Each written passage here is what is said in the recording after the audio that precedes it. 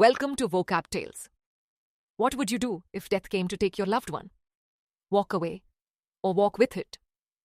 This is the fearless tale of Savitri, the woman who followed Yamraj, the god of death, to bring her husband back to life. Watch till the end to discover how her wisdom and words changed fate itself. New episode every day.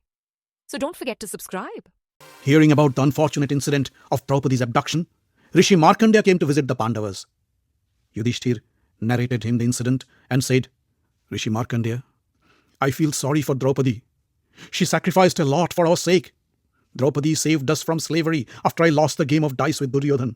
She has been looking after us during our exile. And now, she had to suffer this humiliation from Jayadratha. Do you know of any other woman who did so much for her husband as did Draupadi? Markandeya said, Did you hear the story of Savitri?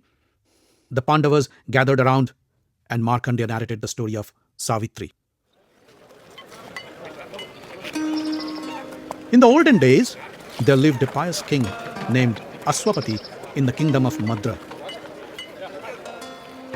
With Lord Brahma's blessings, Aswapati's queen gave birth to a beautiful girl named Savitri. Savitri grew up to be a learned woman, well versed in the scriptures. Her strong and powerful personality made her parents proud, but made it difficult to find any suitor. Men were too scared to propose her. The worried father Aswapati called Savitri and said, My dear, it is my duty as your father to give your hand in marriage to a suitable man. Unfortunately, nobody is willing to accept you as their wife. You are wise and learned.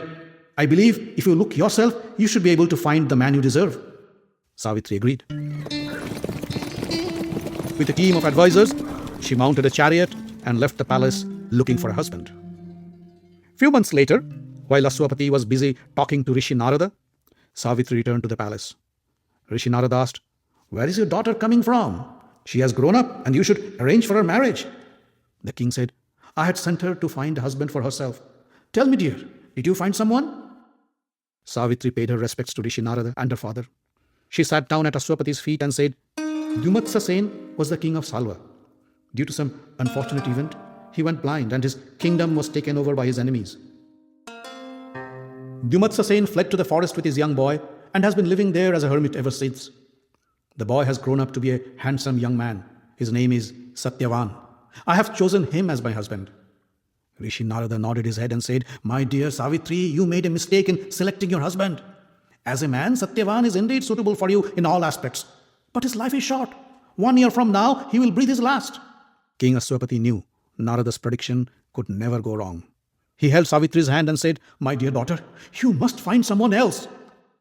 Savitri looked at her father, and without batting an eyelid, she said, Once I have accepted Satyavan as my husband, I cannot go back on my word. He may be short-lived, but he is my husband for life. Aswapati had no option but to hand over Savitri to Satyavan as his wife. Savitri went along with Satyavan and carried on all her duties as his wife. She took care of her parents-in-laws, looked after the cattle, and made sure no harm could touch her family. But the thought of Satyavan's impending death never left her mind, and she kept counting the days. 4 days before the predicted date of Satyavan's death, Savitri announced that she would go on a fast for the next 3 days. Her father-in-law Dyumatsa Sen tried to dissuade her. My dear, 3 days of fasting will be difficult for a princess like you. Savitri assured him, Don't worry, I should be able to handle it. On the day of Satyavan's death, Savitri finished all her chores and rituals before noon. Her parents-in-law said, Now you should break your fast. I will break my fast after sunset, replied Savitri. In the afternoon, Satyavan picked up his axe and was about to leave the hermitage to fetch some firewood. Savitri came to him and said, I want to come with you. Satyavan was surprised to hear this. He said, You have never been to the forest. The path is difficult and perilous. Besides, you are tired from fasting. You won't be able to bear the strain. Savitri was adamant. She said, I am not tired from fasting, and you cannot stop me from going with you. Satyavan gave up. He said, Well then, ask my parents for their permission. If they agree, you can come with me. Dyumatsa Sen was worried for her, but didn't refuse. Savitri and Satyavan went out to the forest to fetch wood. After walking for hours, they arrived deep inside the forest. Along the way, Savitri did not move her sight of her husband for a single moment. She was worried. If the prediction was correct, Satyavan would drop dead any moment. Satyavan stopped in front of a huge tree, raised his axe, and began to chop it down. Soon his body began to sweat, but not from the labor. Satyavan felt a shooting pain in his head. He grabbed his forehead and said, Savitri, Savitri, I'm not feeling well. I feel my head is about to burst open. Savitri, Savitri, Savitri, I cannot bear this pain any longer. Satyavan couldn't stand. He dropped down on his knees. Savitri sat down beside her husband, held him and said, Lie down, Satyavan. Rest your head on my lap. Satyavan lied down with his head on Savitri's lap and became motionless. Savitri knew his last moment has arrived. Narada's prediction came true.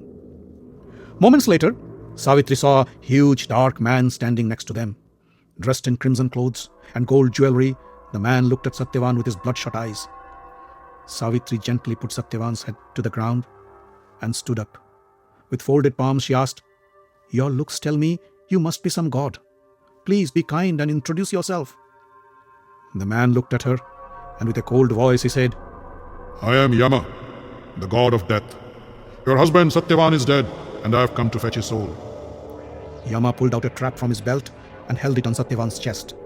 The soul left Satyavan's body and entered the trap. Yama shut the trap, put it back in his belt, and began to walk away. Savitri didn't cry. Neither did she stay with the body. She began to follow Yama. Yama noticed and stopped. He turned towards Savitri and said, Why are you following me? You should go back and arrange for your husband's funeral and last rites. Savitri said, It is my duty to follow my husband wherever he goes or wherever he is taken. That's what the scriptures say. Yama was taken aback by the answer. He had never encountered someone like Savitri. He smiled and said, You are right, but humans cannot follow me. You must stop. Let me grant you a wish. Ask anything you want, except Satyavan's life. Savitri said, Lord, give my father-in-law his eyesight back. Yama agreed. Your wish will be fulfilled. Now go back. You look tired. Why should I be tired? Said Savitri. I am with my husband and I am never tired of my husband's companionship. Wherever he goes, I go. Lord, you are the wisest of the wise, and it is said the companionship of the wise should always be pursued. You speak well. Ask another boon, anything except your husband's life. Let my father-in-law get back his kingdom. So be it. Now stop following me and go back. Yama resumed his walk. Savitri kept on following. She said, Lord, you maintain the balance of life on earth. You take them away when their time comes, not because you wish so, but as per their karma. That is your duty. You know, people on earth are weak and mortal. They have no control over their destiny. Wise men are kind to those who surrender, even if they are not a friend. Your words come from the bottom of your heart, and it's a pleasure to listen. Ask another boon, anything but Satyavan's life, and then you leave me alone. Yama was getting impatient. I wish to bear a child of Satyavan, a handsome son, said Savitri without batting an eyelid. So be it. You will have a handsome son. Now go back. Yama increased his pace. Savitri didn't quit. She ran after Yama and said, Wise men always follow the path of dharma. They don't repent after giving a gift. Their generosity is never wasted. Prayers and wishes to them don't go unfulfilled. They are our saviors. You are right. Go ahead, ask for another boon, my last and final boon. Savitri paused for a while and then spoke. Lord, you have rewarded me with your boons because you felt I deserve them. Now I ask for my final reward. Please, give me back my husband's life. Without him, I cannot enjoy any gift you give me. You granted me Satyavan's son. Without Satyavan, that wish won't be fulfilled either. Grant me my wish, and your reward won't go in vain. Yama knew he has been caught in his own trap. He smiled and said, You got me. Well, so be it.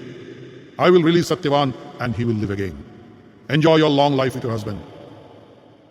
Yama released Satyavan's life force from his trap and walked away. Savitri went back to her husband and took Satyavan's head back on her lap. She gently rocked him and said, Wake up, darling. It is getting dark. We should go back to our hermitage. Satyavan woke up and said, How long have I been sleeping? Yes, we should go back. Father must be worried.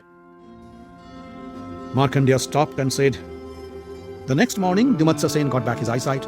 Messengers from his lost kingdom came and informed him that the people of Salwa has overthrown their evil ruler, and now they want Dymatsa Sen back on the throne. So you see, Yudhishthir, A powerful and pious woman who loves her husband can work miracles. Draupadi is as powerful and wise as Savitri. She can do wonders for you. Yudhishthir and his brothers knelt down before Markandeya to pay their respects. Draupadi stood aside with a faint smile on her face.